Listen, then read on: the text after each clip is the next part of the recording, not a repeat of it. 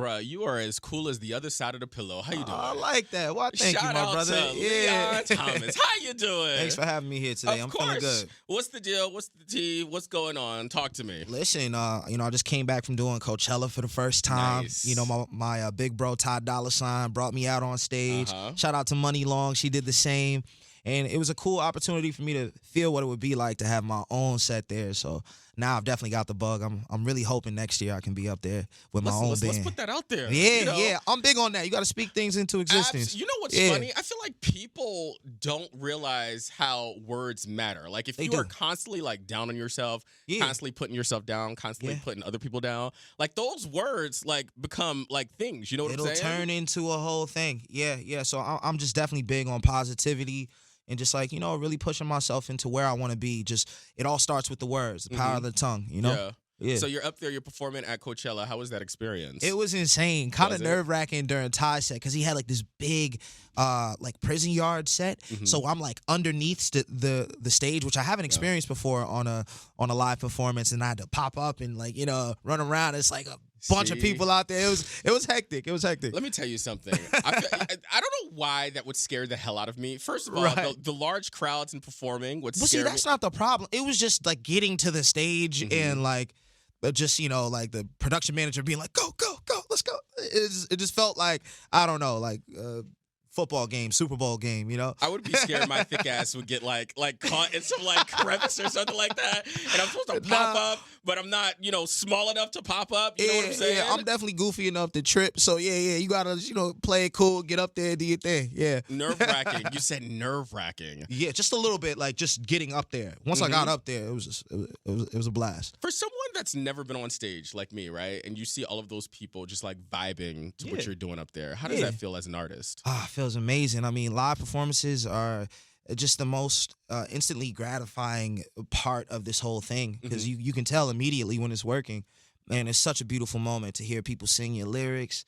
You can hear the screams through the in-ears, and it's like, this is why we do it, to really touch the people. You know what's interesting? I talk about this all the time. I talk about the journey that a song makes. You know what I'm saying? Yeah. Like how you are in your room or wherever you are writing said song. Right. You go into the recording studio, you sing said song, you produce said song, and then all of a sudden you hear said song and you see other people singing your song. When you think about the journey that a song makes. Insane. You know what I'm saying? And I mean, Mutt was a song that, Ty Dolla $ign would have like, little parties at the studio, and he'd always tell me, yo, man, play that song, Mutt, and I would be afraid to play it because it's not like traditionally like, you think about an after party or a party, it's like you want that trap or something, and I would always feel kind of like nervous playing it in front of the girls, but it's so cool to be at the clubs now and to see it played right after the most recent Travis Scott song or something, and it works, I tell you, it goes crazy. It's so it's fire. Good. And Thank you, man. I am such a R&B head. I love R&B. I love old school R&B, and I think the one thing that I hear whenever I hear that song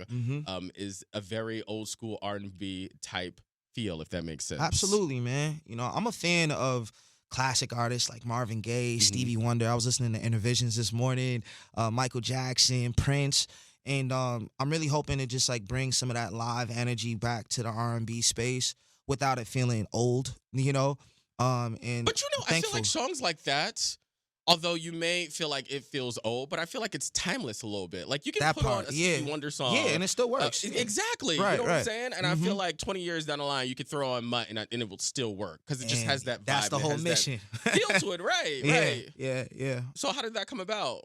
Well, listen, shout out to my brothers, Rob Garinger and David Phelps. They were at the studio. They played this instrumental. And I immediately had this concept that came to me the day before. My dog and my cat were fighting. And, my cat slaps up my dog, and he has this face that's kind of like... Let's talk about how cats just smack things. They smack they don't understand. Anybody. That's annoying. Cats will definitely smack somebody up in a millisecond. Yes. But it was one of those weird moments where I just really identified with my dog. You know how they say when dogs grow up, they kind of turn into their owners? My dog made a face that I make when I mess up in a relationship, and he's a German Shepherd Husky mix, and he's a mutt. Right, so I figured like it would be a cool way to kind of play off of the whole dog theme, and how the girls will call guys a dog or whatever else, So I wanted to kind of lock that in, and the song just, was spit out in no time. Shout out to Busy Crook. We co-wrote it on the phone and made it work. Is that why the lyric, excuse me if I mess it up, it's like, I'm no dog. What is it? I'm a mutt or something like that? She said, take your time. What's the rush? I said, baby, I'm a dog. I'm a mutt. Oh, that's what it is. Yes. So that's it's that just where like, that comes from? Yeah, that's where that comes from. It's just like, kind of being inspired by, my dog and just the similarities in us, You know what's interesting? I feel like a lot of people like don't realize how you have your hand in so much right now and just like so much producing and just so you are doing a lot. Yeah. I mean, I try to stay busy. I'm definitely a certified workaholic. Workaholics Anonymous here. Yeah. But I really enjoy making music. I enjoy being myself on screen, and it's been really cool that people are resonating with me as an artist. And a lot of the production work I've done in the past was just more so school for the artist that I'm gonna become. Hanging around Drake and hanging around all these amazing artists. Like I can see how they built a brand that lasts. How do you like dipping back and forth? I think it's cool. When I'm producing and I'm writing a record, I feel like I'm doing a service. So I'm really putting my ego to rest. But when I'm in my artist bag, I get a chance to really dream freely, and it's my house now, so we can do exactly what I want. Right. But I think both are necessary, and I'll continue to do both for the rest of my life. Do you feel like it's harder to produce someone, especially being an artist, like because you can be in the studio with someone, right? Yeah. And you'd be like, you should do it like that. But then they were like, no, I want to do it like this. But you, as an artist, you know that it's going to sound better if they do it like that. Well, yeah, but then it's also, as an artist myself, I can identify with, you're in my house now. Yeah. Right. So that was the whole thing about the ego that I was just talking about. You kind of got to quiet the ego, right? And you're doing a service, and however they want to do it, however they want to tell their story, equally matters. It's just now when I'm in my artist bag, I'm really stepping. I'm doing my own thing. Has there ever been a situation where you had to pull somebody aside and be like, I think it will sound better if you do it like this? I fight the good fight as a producer. Don't get me wrong. Yeah. I feel like that's an art that's been lost. Now you just have beat makers. They just say, here's the beat, and they sing the song. But I love to vocal produce. I love to vocal produce. So, when I'm in with an artist, my biggest thing is I just want to see you have options for the comp. So just try it again. If we use it, we use it. If we don't, we don't. And it's up to you at the end of the day. But just appease me. I'm here. I'm spending time with you. I could be spending time with myself. Exactly. I could be doing something, right, but I'm spending time with you and trying Most to make artists that I even end up working with respect me enough to be like, okay, cool. Let's, I really feel like creativity should be a ego-free space. That's where the best stuff comes out, at least in my world. You know what's interesting? This is going to sound crazy, but just rock with me for a second. All right, Does it ever feel good to hear, like, when people on the street that'll hit you up and be like, man, we grew up together and you're still out here winning? Because, you hear so many things about people out here that are not winning. If that makes just like, it gets crazy. It gets crazy. You know what I'm saying? It feels so good.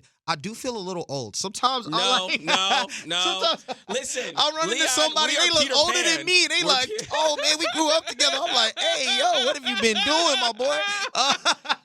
Let me tell you, you ever go to like a high school reunion and you see somebody and you're like the same age and you're like, what the hell happened, what's bro? going on? Like, what's in the water? Like, exactly. But that's the only thing. But outside of that, it's so beautiful. Like some of the fans from Victorious that are now grown up are like VPs. They're doing amazing things, surgeons, like all types of amazing things in different fields. Are they True Jackson VPs?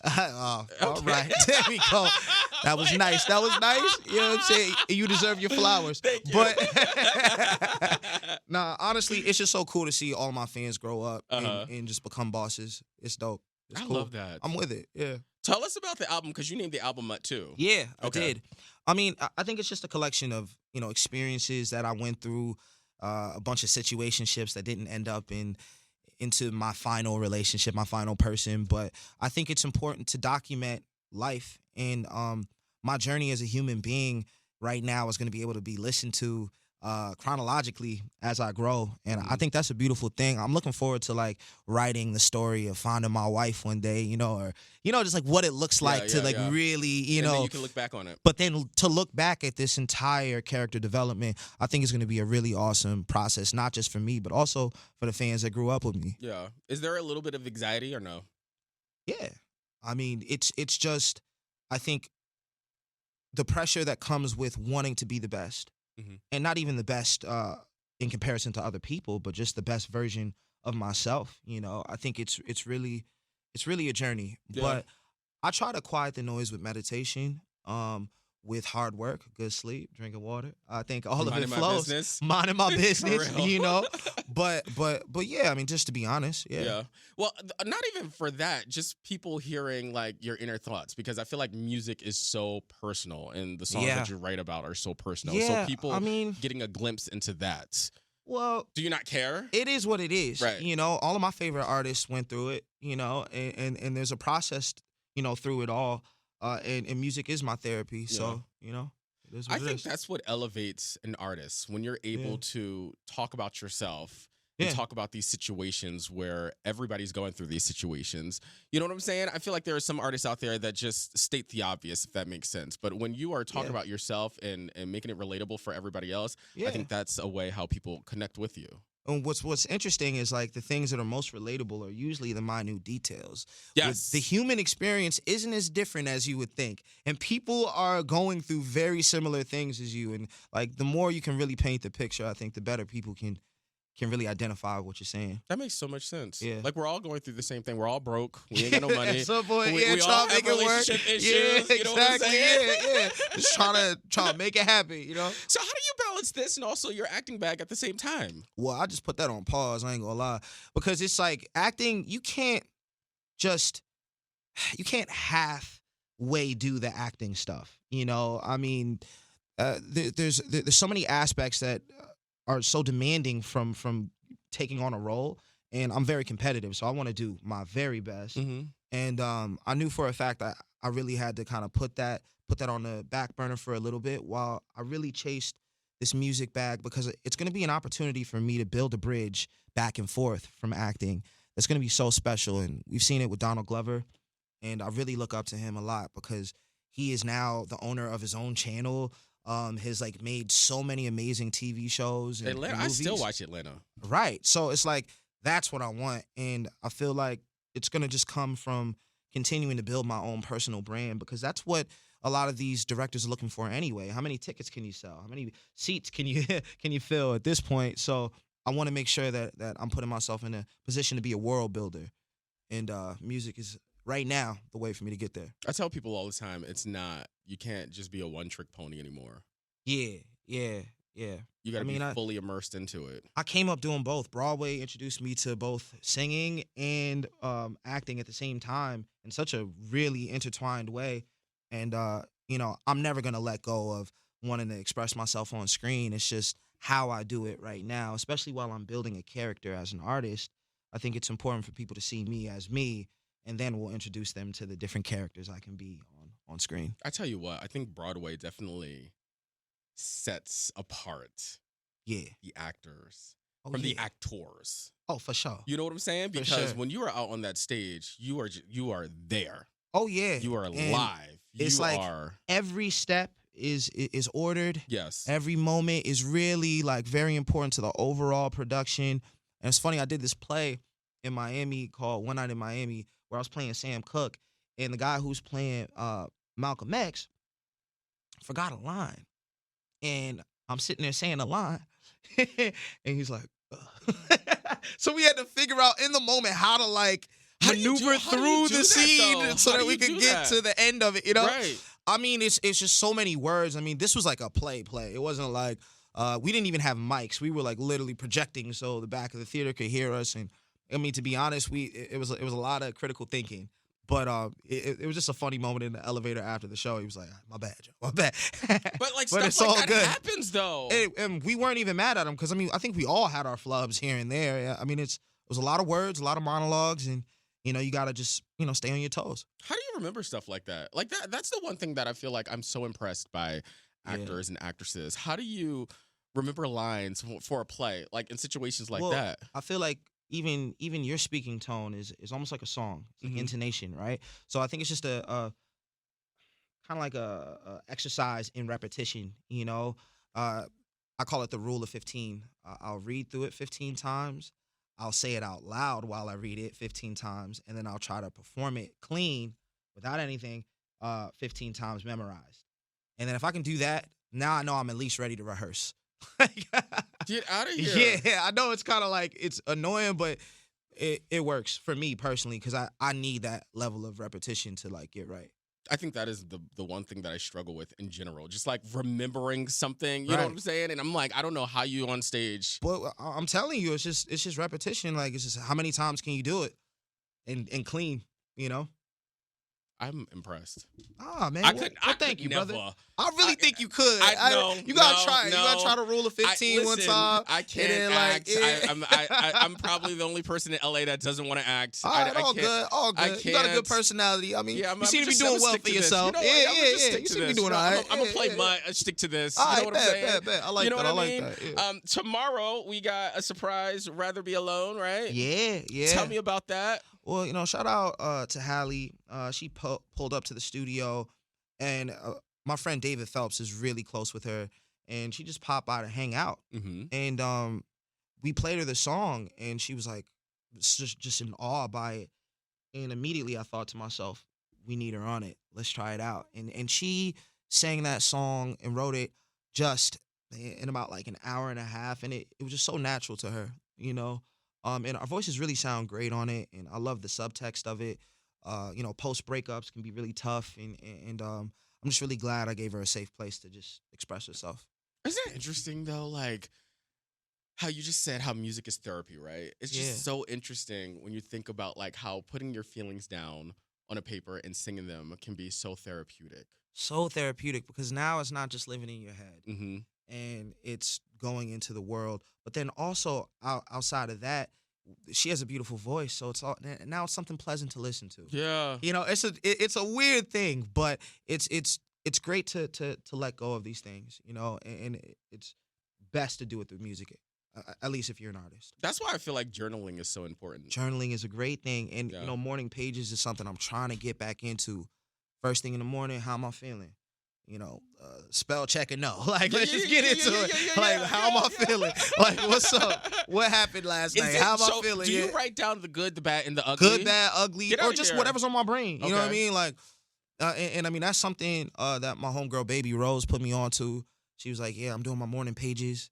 And, I got like a journal somewhere with just random thoughts. You just do a couple pages and then you get on with your day. But that idea of just like letting it go and putting it someplace, I think is a really positive thing. Now, do you ever look back at the pages or no? Absolutely not. I'm crazy, man.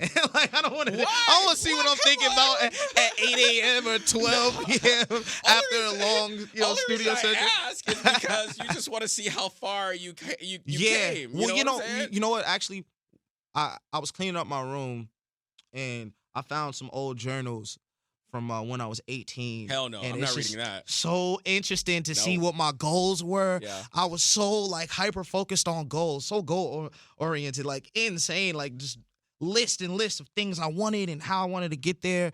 And a lot of them came true, which was so cool. It was really nice to see a lot of the things I wanted were knocked out. It all happened. If you could talk to 15-year-old Leon, what are you saying? I said this before, but I'm gonna say it again.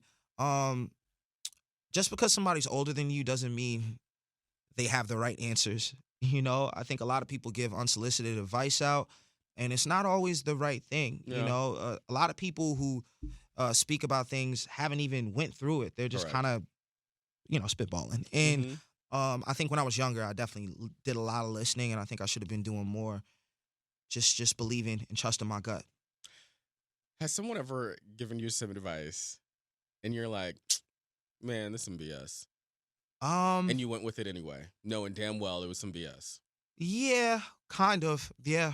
I've definitely been there before. I don't want to shout them out too bad, but no, we're not going to shout them out. It's just like, yeah, I've definitely been there. And it's not a good feeling because you always remember that first gut feeling of like, you shouldn't be doing that. Don't do that. Trust yourself. And you ignore your gut and follow just what seems like wisdom, I think that's a prime example as to why you should trust your gut. I think we're constantly reminded to trust our gut. Yeah. But when somebody gives you some BS advice and you know that you're not supposed to be listening to it, right? It's just a constant reminder to trust you. You know what I'm saying? Exactly. Yeah. What would you say would be some of your favorite songs that you've co-produced?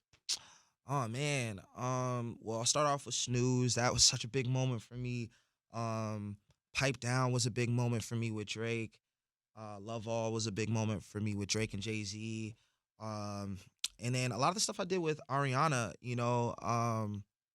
from Safety Net. That was probably one of my favorite songs that I co-produced and I did some writing on as well too. And then also Nasty was fun. Nasty was a fun beat. Like that beat was dope. We originally made that beat for Tori Kelly, and it was so cool to see how Ariana turned it, because Tori Kelly was doing something real safe, and then Ariana turned it into Nasty, which is real nasty. I was like, are we grown now? Huh? Are we grown? Oh, okay. Oh, we talking crazy. All right. You ever like sit in a car, listen to something that you've written for yourself or maybe co-produced or produced, right? Yeah. And you're like, damn, I could have did this differently. Or are you one of those people or no? Nah, because like first off, I was doing a lot of this stuff on a production level when I was like a lot younger. I was like 18, 19, 22, just figuring things out, right. So I mean, you're gonna make mistakes and you're gonna get better. That's just the nature of the game. And it's not like I was just producing. I was also like doing like Insecure on HBO and Detroit with Catherine Bigelow, and like always auditioning and like being out in the acting street. So I give myself some grace because I was working a lot, like a whole lot. Were you sleeping well during that time? Not at all, like not at all. But we're working through it. I'm learning the process of days off, like what that means, like what the word vacation means. I just learned that word. It's nice. Yeah. So we're gonna work things like that into the schedule as I keep going. Goals for 2025. That's goals. That's goals. Yeah, we can't do it all. I'm trying to get to Cabo at some point. You know what I mean? Like, the Bahamas at some point. Well, listen, it was a pleasure having you in here. Yo, thank you so much, my brother, for real. Absolutely. Yeah, buzzing. I know you're going to continue to be great and do great things. Thank you. And thank you so much for coming in. Man, I appreciate you, Jay.